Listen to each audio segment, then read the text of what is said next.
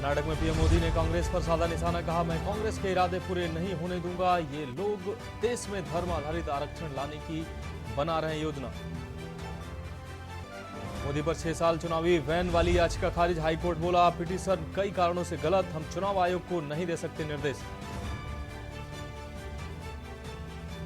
बिहार में अमित शाह का हेलीकॉप्टर हवा में लहराया, जनसभा स्थल से उड़ान भरने के तुरंत बाद 2 फीट नीचे आया हेलीकॉप्टर, पायलट ने संभाला।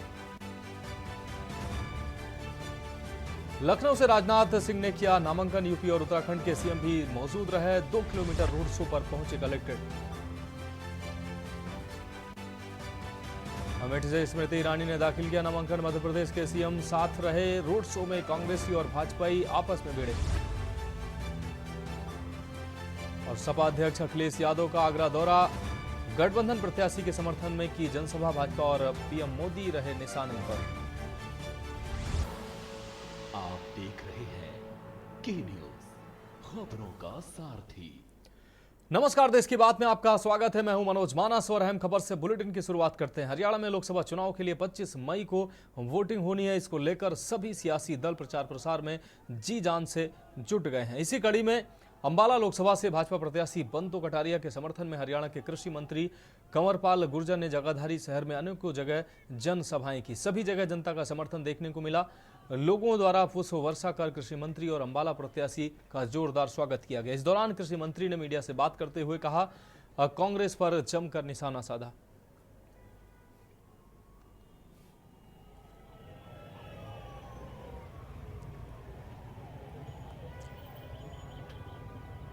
मानना है कि जिस प्रकार का कोई उत्साह कांग्रेस में नहीं है, ये तो सही है कि चुनाव तो लड़ना ही है किसी न किसी ने।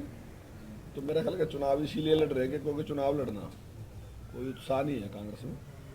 वो अभी नजर भी आ रहा है इस प्रकार के, जिस प्रकार से सारे टिकट डिक्लेयर हुए, जिस प्रकार की सारी स्थिति बनी, तो मुझे कुछ लगता नहीं है कि कांग्रेस फाइट करेगी। नहीं, अब तो जनता ही कांग्रेस को रह देगी, क्योंकि जिस प्रकार से कांग्रेस का व्यवहार रहा, कोई भी राष्ट्रवादी बात चलती है तो हर उस चीज़ का विरोध करते हैं। चाहे राम मंदिर बनने की बात है तो उसमें विरोध करते हैं, चाहे पाकिस्तान में सर्जिकल स्ट्राइक की बात है तो उसमें जिस प्रकार से सेना के ऊपर प्रश्न चिन्ह उठाते हैं, ये हर जगह, चाहे गरीब आदमी के कोई बात है, उसकी डेवलपमेंट की बात है, उसके विकास की बात है, तो उसमें सारे में विरोध करते हैं। तो आज क्या है कि हर जगह कांग्रेस ने एक विरोध की नीति अपना ली। कोई भी काम आप करोगे, अब अगर हमने ये कहा ना किसान के खाते में पैसे डाल देंगे सीधे, तो इन्होंने उसका भी विरोध कर दिया। अब रुक करेंगे अगली खबर का। रेवाड़ी जिले के बावल कस्बे में पड़ने वाले गांव प्राणपुरा में जमीनी विवाद को लेकर 2 भाइयों के बीच खूनी संघर्ष हो गया।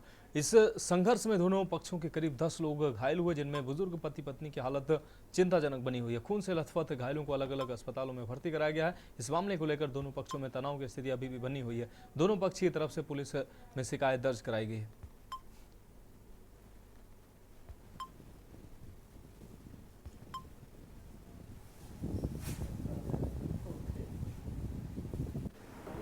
मेरा नाम नवल सिंह है, गांव प्राणपुरा, पिताजी का नाम जगदीश।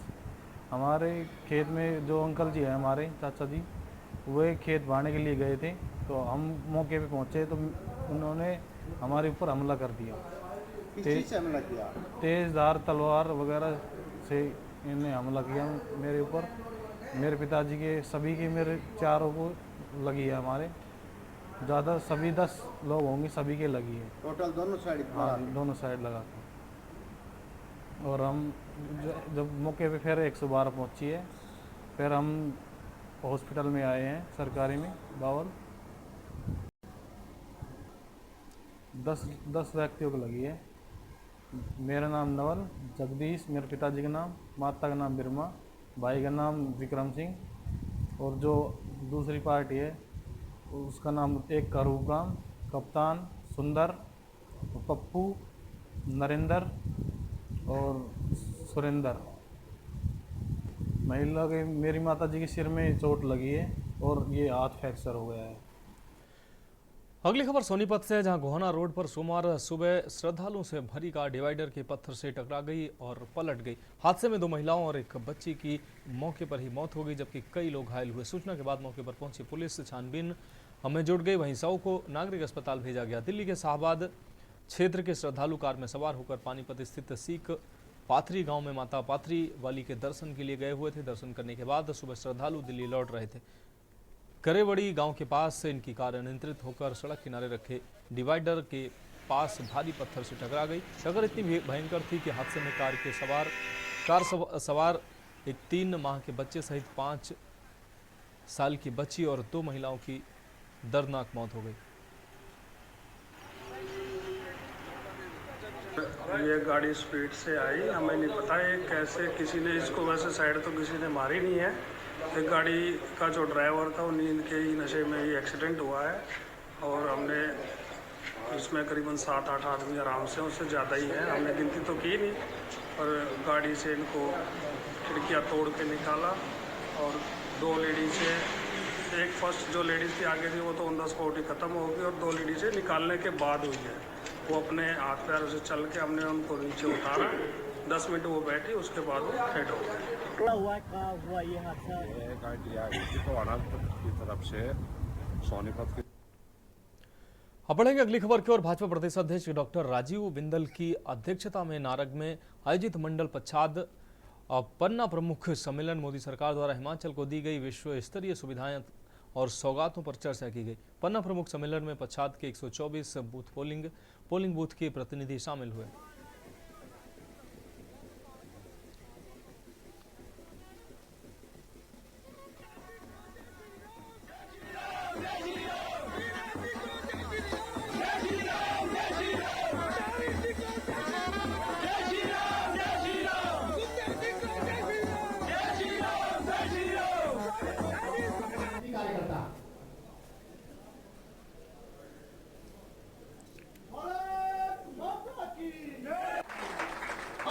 मंच के माध्यम से प्रदेश सरकार से मैं पूछना चाहूंगी, आप बताइए, आपने इन 15 महीनों में क्या किया?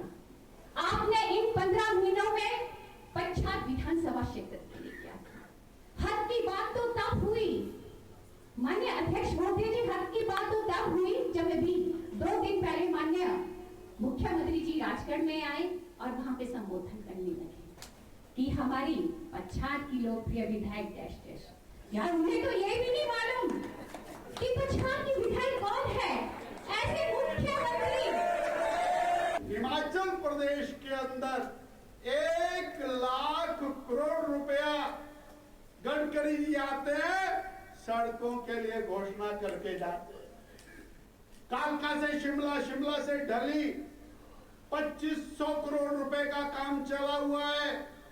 परवाणु से लेकर के नालागढ़ 4 लेन हाईवे का काम चला, रेलवे का काम चला, बिलासपुर तक रेलवे पहुंचती हुई दिखाई देती है। कीरतपुर से मनाली 4 लेन हाईवे, 5 टनल। अरे वहां पर जब गाड़ी चलाते तो ऐसा लगता है हम विदेश में एंटर कर गए हैं। यूरोप भी कहीं हमारे मुकाबले में दिखाई नहीं देता। देश की बात में अब छत्तीसगढ़ की खबरों का रुख करते हैं। बेमेतरा में सड़क हादसे में 8 लोगों की मौत हो गई, 23 लोग घायल हुए हैं। आपको बता दें घायलों में 4 की हालत गंभीर बनी हुई है। घायलों को रायपुर रेफर किया गया है। पारिवारिक कार्यक्रम में शामिल होकर गांव लौट रहे थे ये सभी। मामले की जानकारी मिलते ही बेमेतरा कलेक्टर रणबीर शर्मा, एसपी रामकृष्ण साहू सहित जिले के तमाम आला अधिकारी जिला अस्पताल बेमेतरा पहुंचे, जहां घायलों को इलाज के लिए डॉक्टर को निर्देशित किया गया, तो वहीं गंभीर मरीजों को रेफर करने की समुचित व्यवस्था करने के निर्देश भी दिए गए। कल मध्य रात्रि को बेमेतरा जिले में बहुत बड़ा सड़क हादसा हुआ। बेमेतरा से रायपुर जाने वाले जो सड़क मार्ग नेशनल हाईवे कठिया जो गांव है, वहां पर एक 2 गाड़ी में भिड़ंत हुआ है, जिसमें बहुत बड़ा सड़क दुर्घटना हुआ है। हम आपको बता दें कि जो तिरैया से अपने गांव पथर्रा जा रहे थे, जहां ये राखड़ से भरे जो वाहन है, जो माजदा है, उसमें पिकअप गाड़ी है, उसमें सवार थे।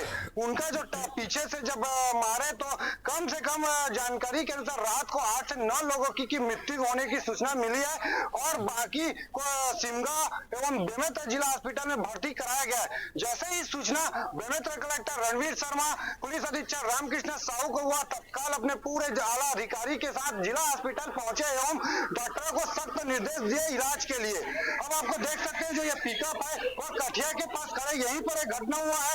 यह तिरैया से अपने पतर्रा गांव जा रहे थे, अपने कुछ पारिवारिक काम से यहाँ निकले हुए थे। संजू जैन, के न्यूज, बेमेतरा, छत्तीसगढ़।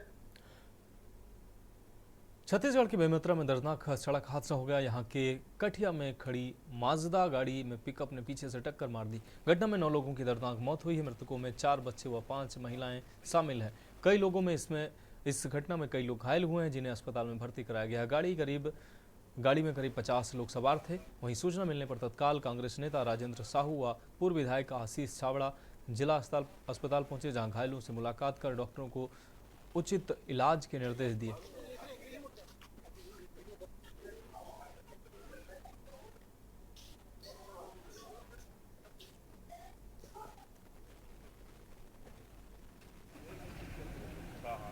कल बीती रात 11-11:30 के आसपास हुई है।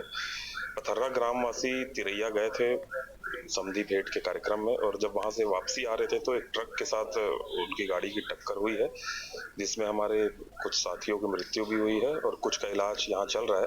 भाई राजेंद्र साहू जी जिला अध्यक्ष जी के साथ यहाँ हम लोग आए और जो व्यक्ति है, पीड़ित व्यक्ति, उनसे मिले हैं और डॉक्टरों को निर्देश दिया गया कि उनकी अच्छी और बेहतर चिकित्सा व्यवस्था यहाँ कराई जाए।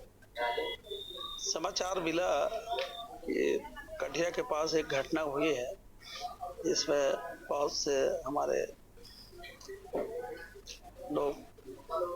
लोगों की मृत्यु भी हो गई है और बहुत से लोगों का भी इलाज चल रहा है। और रात को यह घटना हुई है, जिसकी जानकारी मिलने पर हम लोग सब आए हैं और जो लोग भर्ती हुए हैं उनके इलाज के लिए स्थानीय जो चिकित्सक है उनसे हम लोग चर्चा किए हैं। कुछ लोगों को दूसरे जगह सीटी स्कैन वगैरह के लिए जाने के लिए भी बोले हैं और इलाज अच्छे से हो ताकि जो लोग हैं उनकी चिकित्सा सुविधा अच्छे से मिल सके। अब रुक करेंगे अगली खबर। राजधानी दिल्ली के प्रगति मैदान टनल में दर्दनाक हादसा हुआ। हादसे में दिल्ली पुलिस के सब इंस्पेक्टर की मौत हो गई। रिपोर्ट के मुताबिक दिल्ली पुलिस के सब इंस्पेक्टर की मौत टनल में बाइक फिसलने की वजह से हुई। हादसा प्रगति मैदान टनल के अंदर हुआ। दिल्ली पुलिस सीसीटीवी फुटेज के आधार पर मामले की जांच कर रही। वीडियो में देखा जा सकता है कि जब हादसा हुआ तो पास में एक ऑटो गुजरा था। दिल्ली पुलिस के एसआई की पहचान एनके पवित्रन के रूप में हुई है।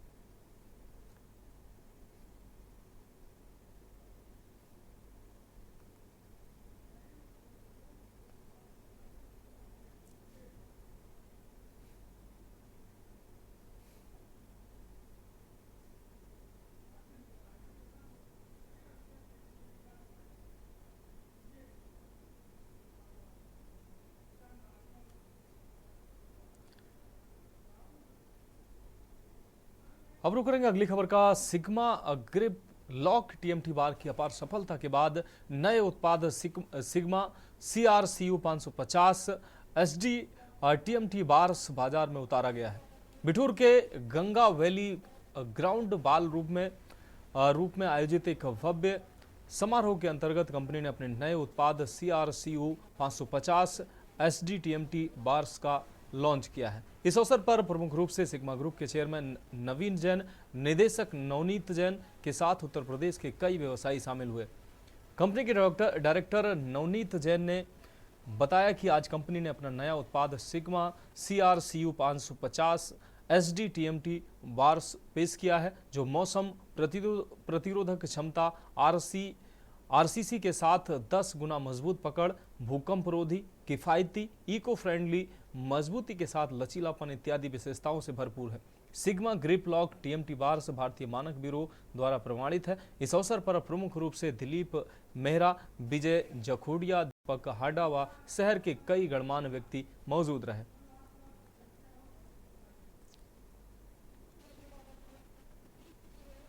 मैं Navneet Jain, sigma grip lock का डायरेक्टर। आज हम लोग ने sigma grip lock CRCU 550 SD TMT bars launch किया है। ये बेसिकली करोजन रेजिस्टेंट और वेदर रेजिस्टेंट स्टील है। ये भारत में पहली बार हम लोग इसको लॉन्च कर रहे हैं और इसकी खासियत ये है कि ये एक तो कॉस्ट सेविंग इसमें काफ़ी होती है। जो नॉर्मल सरिया है उससे आप इसकी कॉस्ट सेविंग में है और उससे मजबूती इसकी 10x है। और जितने भी घरों में आपने आजकल देखा कि सलाइन वाटर की बहुत ज़्यादा प्रॉब्लम है, तो उससे कुछ हम लोगों ने नोटिस करा कि यूपी में इमारतें भी कोलैप्स करी हैं। इसका कारण देखा गया कि करोजन है, तो हम लोग इसको इसलिए लॉन्च कर रहे हैं कि ये करोजन से सबको घर को बचाए, और अर्थक्वेक रेजिस्टेंट स्टील इसको हम लोग एक लेके आए हैं। इस प्रोडक्ट को हम लोग अभी सिग्मा ग्रिपलॉक CRCU 550 SD के नाम से लॉन्च कर रहे हैं, और हम उम्मीद करते हैं कि इसके हमें अच्छे रिस्पांस मिलेगा और लोग हमें इससे काफ़ी सपोर्ट करेंगे। कस्टमर को हम लोग कल से ही मार्केट में इसको अवेलेबल करा देंगे, तो जैसी डिमांड आएगी हम लोग उसको फुलफिल कर लेंगे। आपके समक्ष लेकर के आ रहे हैं Sigma Griplock CRCU 550 SD TMT bars. समय के साथ ऐसा अनुभव किया गया है कि कंस्ट्रक्शन इंडस्ट्री की जो सबसे बड़ी समस्या है वह है सरिया में जंग लगना, जिसकी वजह से किसी भी बिल्डिंग की लाइफ पर काफ़ी प्रतिकूल प्रभाव पड़ता है। इस समस्या के निदान हेतु हम लोग काफ़ी समय से रिसर्च कर रहे थे, और इस रिसर्च के पश्चात एक माइक्रो अलॉय कॉपर और क्रोमियम का एडिशन करके एक नए इस्पात का निर्माण किया, और उस इस्पात से हमने सरिया बनाया। उस सरिये का हमने नाम दिया Sigma Griplock CRCU 550 SD TMT bars, जिसकी पूर्व में किसी भी सरिये से 1.5 गुनी लाइफ है तथा इसकी स्ट्रेंथ 25 से 30% अधिक है। इसकी इसी विशेषता से लोड बेयरिंग कैपेसिटी भी ज़्यादा होती है, इसलिए भवन निर्माण में इसकी खपत भी कम होती है, जिससे निर्माण की लागत कम हो जाती है। इन्हीं विशेषताओं के कारण आप अपने ग्राहकों को बेहतर प्रोडक्ट कम लागत पर उपलब्ध करा पाएंगे, और आप अपने ग्राहकों को संतुष्ट भी कर पाएंगे। देश की बात में अगली खबर उन्नाव से है, जहां जनपद आपको बता दें अधिवक्ता संघ के द्वारा अनिश्चितकालीन धरना किया जा रहा है। तहसील में व्याप्त भ्रष्टाचार के खिलाफ सभी अधिवक्ता लामबंद होकर धरने पर बैठ गए हैं। वहीं आगामी लोकसभा चुनाव में मतदान का बहिष्कार की घोषणा भी की गई है। आपको बताते चलें कि तहसील हसनगंज में फाइलों के निस्तारण में विलंब और उगाही के चलते अधिवक्ताओं में काफी आक्रोश है। अधिवक्ताओं का कहना है कि तहसील में बाहरी दलालों की वजह से जितना भ्रष्टाचार है उतना किसी तहसील में नहीं है। अधिवक्ताओं के द्वारा जब इसकी खिलाफत की गई तो नायब तहसीलदार के द्वारा FIR लिखा दी गई, जिसके विरोध में अनिश्चितकालीन धरना दिया जाएगा।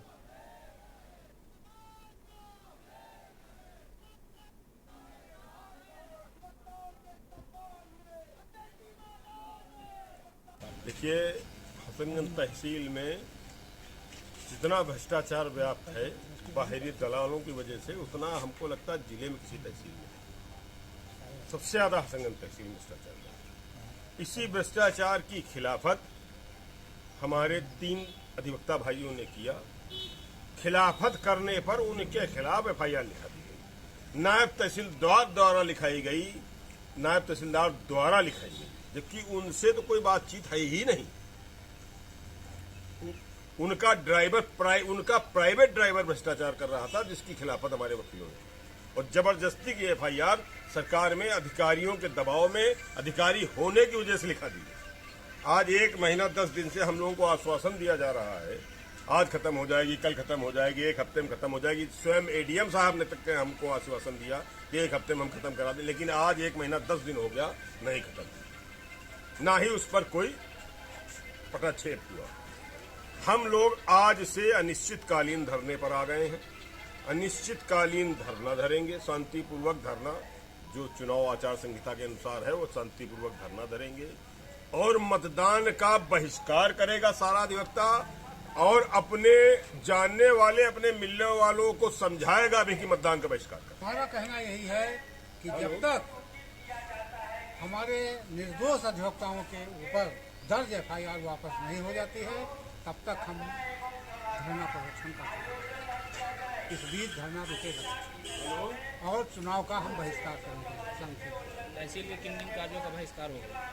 तहसील का सभी कार्यों का, रजिस्ट्री दफ्तर भी आज बंद रहा और कल भी बंद रहेगा।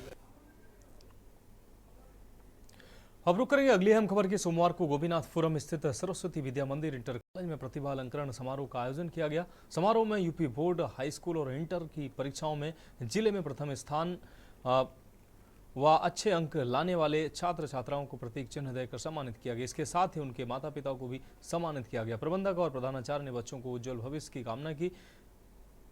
आपको बता दें कि गोपीनाथपुरम स्थित सरस्वती विद्या मंदिर इंटर कॉलेज में प्रतिभा अलंकरण समारोह का शुभारंभ प्रबंधक राजेश कुमार, कोषाध्यक्ष भूपेंद्र सिंह, सदस्य ओम प्रकाश निषाद, अंजनी अग्निहोत्री, अशोक तिवारी, रामकृष्ण यादव, नगर प्रचारक आकाश, शिशु मंदिर के प्रधानाचार्य दुर्गेश कुमार सिंह व विद्यालय के प्रधानाचार्य श्रवण कुमार सिंह ने मां सरस्वती के चरणों में पुष्पांजलि व दीप प्रज्वलन के साथ किया।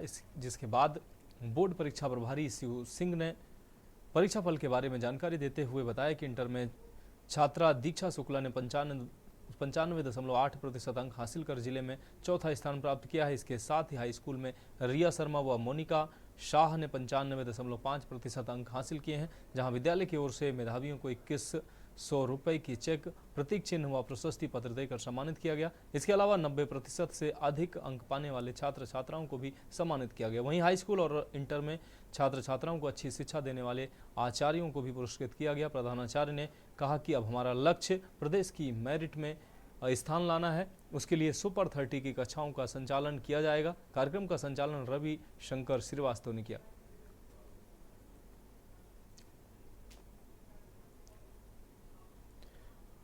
अगली खबर बरेली से है, जहां कैबिनेट मंत्री जितिन प्रसाद का बड़ा बयान सामने आया है। विपक्ष और इंडी गठबंधन के नेता मुद्दे विहीन हैं, जितिन प्रसाद ने ये बात कही। साथ ही उन्होंने कहा कि विपक्ष के पास न कोई विचार है और न ही कोई लक्ष्य।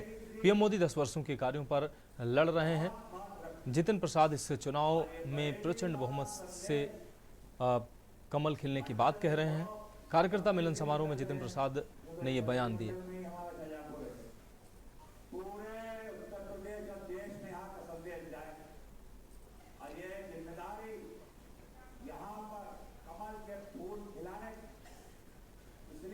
अब रुक करेंगे अगली अहम खबर की। रक्षा मंत्री राजनाथ सिंह ने आज लखनऊ में अपने नामांकन के बाद लखनऊ चुनाव कार्यालय का शुभारंभ किया। वहीं के न्यूज से बात करते हुए रक्षा मंत्री राजनाथ सिंह ने बताया कि लखनऊ में लोगों का आज बड़े स्तर पर प्यार मिला है। उत्तर प्रदेश में 80 सीटें जीतने का हमारा टारगेट है।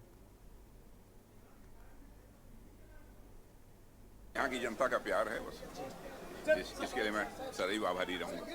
प्रदेश को किस तरीके से देख रहे हैं सर? 80 सीटों का टारगेट लेकर काम चल रहा है। वैसे हमारा लक्ष्य तो 80 सीटों पर विजय प्राप्त करना।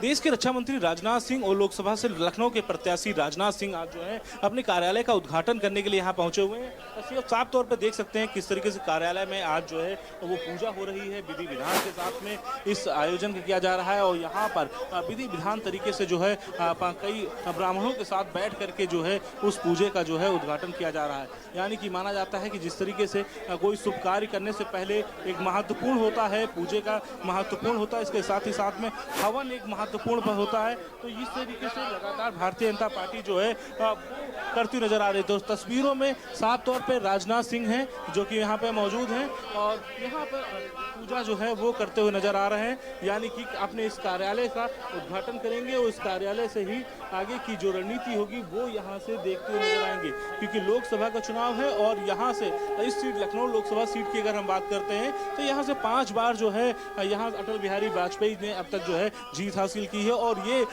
तीसरी बार होगा जब राजनाथ सिंह अगर इस बार चुनाव में विजयी होते हैं तो निश्चित तौर पर ये माना जा रहा है कि ये हमेशा की तरह भारतीय जनता पार्टी का गढ़ रहा है और इस गढ़ को पूरी तरीके से भारतीय जनता पार्टी ने जो है यहाँ पर लड़ने का काम करने का काम करेगी। इसके साथ ही साथ में जो है भारतीय जनता पार्टी जो है जिस तरीके से इस सीट को लेकर के लगातार जो है जो रणनीति है वो बना रही थी और शायद वही वजह है कि आज जो है यहाँ पर पूजा और हवन होता हुआ नजर आ रहा है, क्योंकि जिस तरीके से आज जो है यहाँ पर कार्यालय का उद्घाटन किया जा रहा है उस कार्यालय के उद्घाटन से यहीं से आगे की जो रणनीति होगी वो जो है वो देखने को मिलेगी। जो साफ है कि यहाँ पर रक्षा मंत्री राजनाथ सिंह जो है अपने कार्यालय का उद्घाटन कर रहे हैं, पूजा कर रहे हैं, उसके साथ ही साथ में यहीं से शुरुआत जो है अब लोकसभा चुनाव में पार्टी की जिस तरीके से नई रणनीति से उतर रही है तो साफ तौर पर काफी महत्वपूर्ण होने वाला है। कैमरा आदित्य तिवारी के साथ मैं संदीप मिश्रा, के न्यूज लखनऊ। अगली खबर आगरा से है, जहां के जीआईसी मैदान में जनसभा करके सपा के मुखिया अखिलेश यादव ने चुनावी हुंकार भरी। उन्होंने प्रत्याशियों के पक्ष में समर्थन जुटाने के साथ ही भाजपा पर जमकर हमला बोला। उन्होंने कहा कि ये वही लोग हैं जिन्होंने झूठे वादे किए हैं। पहले तो कहा कि किसानों की आय दोगुनी होगी, क्या हुई? इस सरकार ने कहा था कि 2 करोड़ नौकरी देंगे। बीजेपी सरकार की कोई परीक्षा ऐसी नहीं रही है जिसमें पेपर लीक ना हुआ हो।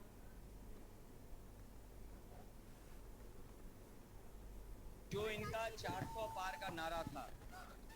पहले और दूसरे चरण के बाद अरे नीचे करो यार, अब ये 400 पार नहीं बोल पा रहे। जनता इन्हें हराने के रास्ते पे ले गई है।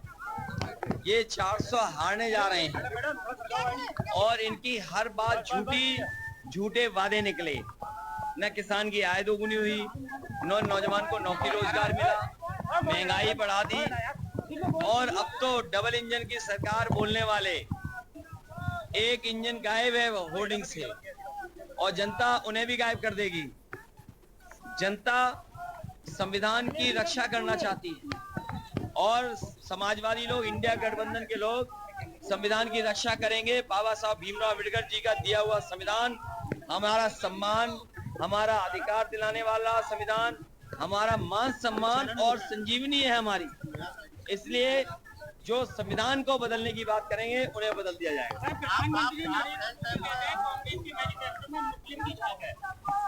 देखिए, देखने का तरीका है, उन्हें हर चीज खराब लगती है। इस मोहब्बत के शहर में भी आप बताओ, नफरत फैलाने आए थे। इस मोहब्बत के शहर में भी देश के प्रधानमंत्री और मुख्यमंत्री नफरत फैला रहे थे। अगर उन्होंने अपने भाषण में आगरा जैसे अंतर्राष्ट्रीय शहर के लिए अगर एक काम, एक योजना की भी बात की हो, जितने काम समाजवादी सरकार में हुए थे वही आगे बढ़ रहे हैं। रुक करेंगे अगली खबर का। हरदोई जिले के कदावर वरिष्ठ बीजेपी नेता नरेश अग्रवाल ने देश में चल रहे लोकसभा चुनाव को लेकर कई बड़े बयान दिए हैं। उन्होंने कहा कि देश की आवश्यकता को देखते हुए बीजेपी 400 पार होगी। भाजपा नेता नरेश अग्रवाल ने कहा कि अपने बयान में उन्होंने पीएम मोदी को कलयुग का राम बताया और उन्होंने कहा कि भाजपाइयों को मतभेदों को छोड़कर एकमत होकर इस नारे को सफल बनाना चाहिए। नेताओं द्वारा ध्रुवीकरण के बयानबाजी को लेकर बोले कि भाजपा नेता अग्रवाल ने कहा कि लोकसभा चुनाव में राष्ट्रवाद का मुद्दा होना चाहिए और राष्ट्रवाद के मुद्दे पर चुनाव होना चाहिए, लेकिन विपक्ष क्षेत्रवाद, जातिवाद के मुद्दे पर चुनाव लड़ रहा है और हर राज्य में उनका मुद्दा बदल जाता है।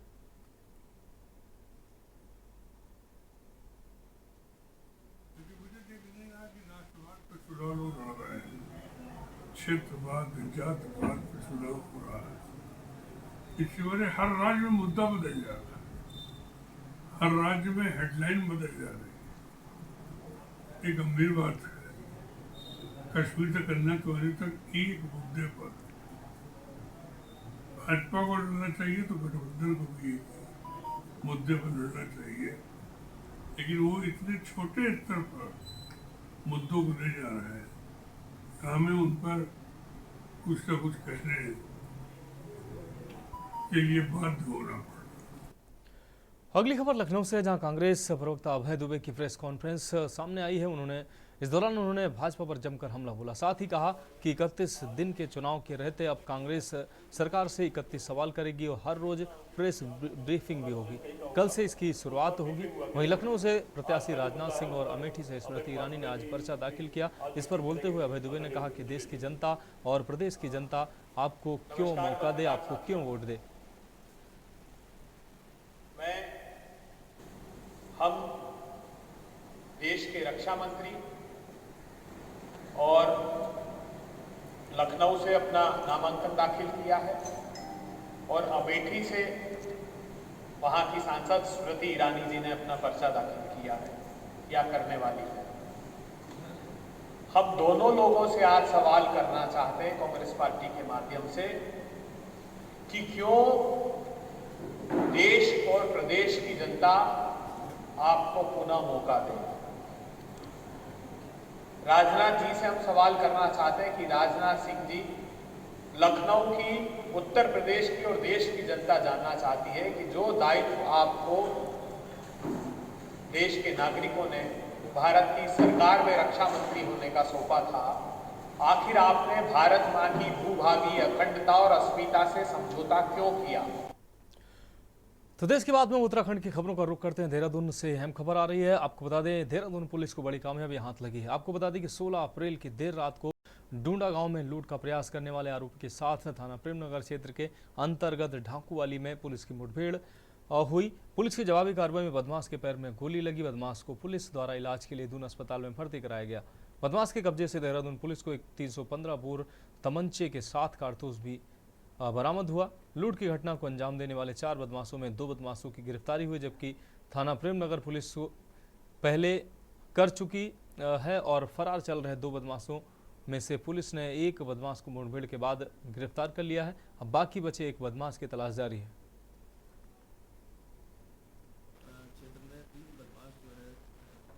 घर में घुस गए थे और वहाँ पर जब घुसने के बाद जब वो अटेम्प्ट करने लगे वहाँ चोरी का, तो जागने के कारण वहाँ पर इन्होंने वहाँ हाथापाई करी और साथ ही साथ तमंचे से एक फायर भी किया था जो किसी को लगा नहीं था, और साथ ही साथ जो वहाँ के गृह स्वामी थे उनको बट से मारने के कारण वो घायल भी हुए थे। इस मामले में जो पुलिस टीम द्वारा 2 लोग को जो अभियुक्त इसमें शामिल थे उनको गिरफ्तार पूर्व में किया गया था, और इसके बाद पूछताछ में इसमें एक मुशर्रफ नाम का पता चला था जो हिस्ट्री शीटर भी विकासनगर थाने का है, और इसको लगातार पुलिस इसकी तलाश कर रही थी। कल देर रात्रि सूचना मिली कि ये सिद्धोवाला चौक से निकलने वाला है, जिसके आधार पर पुलिस टीम ने वहाँ पर रेकी करी और उसको रोकने का प्रयास किया, और ढाकूवाली में गिरने के बाद इसके द्वारा पुलिस पार्टी में फायर किया गया, जिस जवाबी फायरिंग में इसको पैर में गोली लगी। समस्त पूछताछ से इसने घटना में स्वीकारोक्ति करी है और फिर से पुनः उस एरिया में कोई बड़ी वारदात को अंजाम देने के लिए, रेकी करने के लिए वो रात्रि में वहाँ पर निकला था। अभी को हॉस्पिटल में दाखिल किया गया, बाकी उसकी जो न्यायिक अभिरक्षा के लिए आवेदन किया जा रहा है। पूछताछ में पूरा इसकी हिस्ट्री निकाली गई तो 12 मुकदमे, 1 दर्जन के करीब इसके ऊपर मुकदमे पंजीकृत पाए गए। हम रुक करेंगे अगली खबर का। रुड़की के रामनगर में एक घर में शॉर्ट सर्किट से आग लग गई, जिसमें घर में रखा खड़ा स्कूटर और काफ़ी सामान जलकर राख हो गया। आपको बता दें कि आज दोपहर फायर स्टेशन रुड़की को सूचना मिली कि रामनगर में एक घर में आग लगी है। सूचना मिलते ही फायर यूनिट टीम घटनास्थल के लिए रवाना हो गई। वहीं रामनगर में घटनास्थल पर एक भयंकर आग लगी हुई थी। फायर यूनिट की टीम ने स्थानीय लोगों की मदद से आग को बुझाया। वहीं आग लगने का कारण विद्युत मीटर बॉक्स में शॉर्ट सर्किट होना बताया जा रहा है।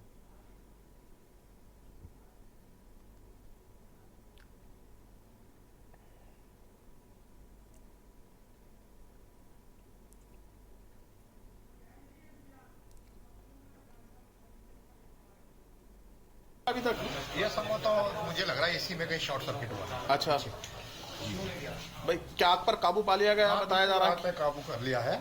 एक कमरे में धुआं है, बाकी ऐसी कोई प्रॉब्लम नहीं। अच्छा, कोई हानि तो नहीं हुई है? नहीं, ऐसा बता रहे कि सब लोग ठीक है। बढ़ेंगे अगली खबर की ओर। नोएडा से नैनीताल घुमाने के बहाने पत्नी की हत्या मामले में जिला अदालत ने दोषी पति सद्दाम को 7 साल की सजा सुनाई है। कोर्ट के आदेश के बाद सद्दाम को जेल भेज दिया गया। आपको बता दें कि 16 जनवरी 2018 को मृतक तमन्ना के भाई ने तल्लीताल थाने में FIR दर्ज कराई थी। उनका कहना था कि 19 नवंबर 2017 को तमन्ना की शादी सद्दाम से हुई थी। शादी में 50 लाख से अधिक के जेवर और 5 लाख नगद और 3 गाड़ियां दी गईं, लेकिन सद्दाम संतुष्ट नहीं था। वो बार बार फिर से दहेज की मांग कर रहा था, जिसके बाद सद्दाम पत्नी को घुमाने के बहाने नैनीताल लाया और 15 जनवरी 2018 को नैनीताल भवाली रोड में पहले गला दबाया, फिर खाई में फेंक दिया, जिससे तमन्ना की मौत हो गई। आज कोर्ट ने सभी पक्षों को सुनने के बाद सद्दाम को दहेज हत्या के मामले में 7 साल की सजा सुना दी। ये घटना 15/1/2018 की है और घटना है नैनीताल शहर के पास ही भूमिदार के पास।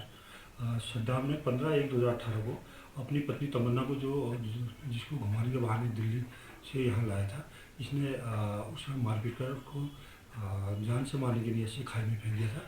और इसकी तमन्ना के भाई द्वारा तल्लीताल थाने में इसकी रिपोर्ट दर्ज कराई थी सद्दाम के विरुद्ध। इसमें तत्कालीन पुलिस क्षेत्राधिकारी विजय थापा द्वारा विवेचना करी थी और अभियुक्त सद्दाम के विरुद्ध धारा 304B IPC के तहत आरोप पत्र न्यायालय पेश किया गया था।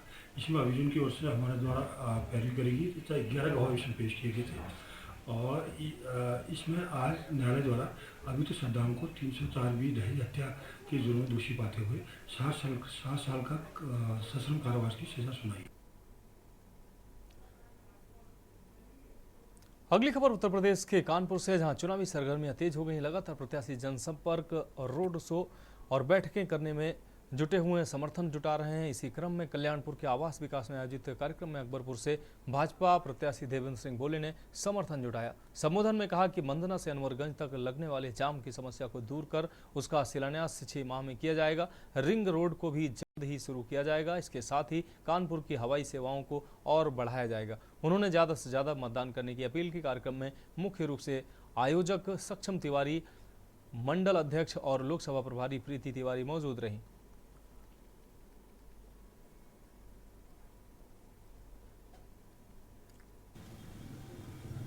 अभी अभी मेरे सार्वजनिक विचार व्यक्त करने के अवसर पर मैंने ये कहा कि यहाँ का सिविल एरोड्रम बनकर के तैयार हो गया है, उसमें हमारी सेवाएं, हवाई सेवाएं भी बढ़ी हैं, लेकिन मैं पूर्णतः अभी संतुष्ट नहीं हूँ। चूँकि ILS तकनीकी तौर पर उसमें असुविधा है, उसको ठीक करा करके नाइट लैंडिंग हो और भी लोगों की आवश्यकता अनुसार देश के और जो महानगर हैं उनसे हवाई सेवाएं और बढ़ें, इसका प्रयास करूंगा और कराऊंगा भी। दूसरी बात, मंदना टू अनबरगंज जो जाम की समस्या है, पहला काम मेरा ही होगा, उसका मैं शिलान्यास करूँ 6 महीने के अंदर। रिंग रोड आपका बन रहा, शिलान्यास हो गया, उसका उद्घाटन भी मैं ही करूँगा। माननीय प्रधानमंत्री जी करेंगे, माननीय हमारे और परिवहन मंत्री जी करेंगे। आप बताइए। सभी को हमारा धन्यवाद। मैं सक्षम तिवारी, आज का जो कार्यक्रम हुआ उसका मैं संयोजक हूँ, और हमारे जो मुख्य अतिथि हैं, जैसे कि हम जानते हैं, हमारे देवेंद्र सिंह बोले जो कि हमारे बीजेपी के सांसद हैं, तो वो आज हमारे यहाँ पे कार्यक्रम में आए। उन्होंने कार्यक्रम बखूबी अच्छे से किया, बढ़िया से किया, और मेरा हर किसी से मेरा यही है कि इसी तरीके से आप उनको सपोर्ट कीजिए, ताकि हमारे देश का, हमारे जगह का, हमारे उसका कल्याण हमेशा होता रहे। और मेरी हर किसी से यही कामना है कि वोट वाले दिन आप लोग अवश्य वोट डालें। जैसे कि उन्होंने सबसे अच्छी एक बात कही कि वोट का जो दिन है, कुछ लोग होते हैं जो छुट्टी मारने निकल जाते हैं, बाहर निकल जाते हैं, तो मेरा ये मानना है कि आप अगर उसमें वो ना जाकर आप वोट दें तो वो चीज़ें आपके लिए ज़्यादा अच्छी हैं। बाकी मेरा किसी से ये अनुरोध है कि आप बीजेपी को वोट दीजिए, ताकि ऐसे हमारा सब कुछ, हमारा देश आगे बढ़ता रहे। तो देश की बात में अभी के लिए मेरे साथ इतना ही। मुझे दीजिए इजाजत और आप देखते रहिए के न्यूज़ इंडिया। आप देख रहे हैं के न्यूज़, खबरों का सारथी।